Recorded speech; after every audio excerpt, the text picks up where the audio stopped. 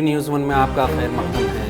لبنان پہنچے حسین امیر عبداللہیان، وزیر اعظم اور پارلیمنٹ اسپیکر کے بعد حماس اور مزاحمتی تنظیموں کے لیڈروں سے کی ملاقات۔ اعلیٰ سطحی وفد کے ساتھ بیروت پہنچے اسلامی جمہوریہ ایران کے وزیر خارجہ حسین امیر عبداللہیان نے لبنان کے پارلیمنٹ اسپیکر نبی بری سے ملاقات میں فلسطین کی تازہ صورتحال اور جنگ بندی جاری رکھنے کے بارے میں گفتگو اور تبادلہ خیال کیا۔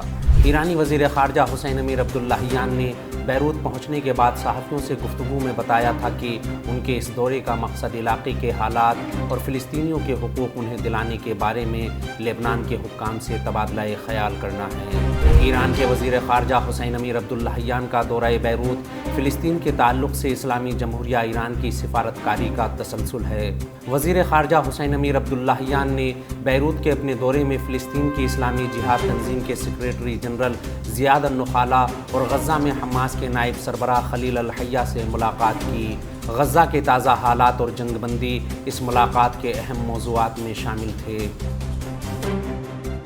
اس ملاقات میں لبنان کی تازہ سیاسی صورتحال کے ساتھ ساتھ غزہ کے خلاف صہیونی حکومت کی جنگ کی تازہ صورتحال، جنگ بندی اور اسے قائم رکھنے کی راہوں اور فلسطین کے مظلوم عوام کی امداد پر تبادلہ خیال کیا گیا۔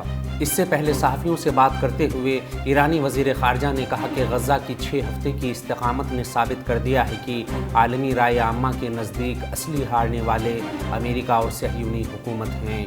6 هفته مقاومت غزه ثابت کرد که بازنده قطعی افکار عمومی جهان آمریکا و رژیم جعلی اسرائیل بودند۔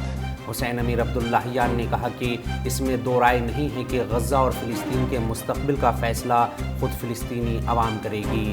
ایران کے وزیر خارجہ حسین امیر عبداللہیان نے غزہ پر اسرائیلی حکومت کے وحشیانہ حملے اور بے گناہ فلسطینی عوام کا قتل عام شروع ہونے کے بعد لبنان، قطر، عراق، شام، سعودی عرب، ترکی اور سوئٹزرلینڈ سمیت متعدد ملکوں کے دورے کیے ہیں۔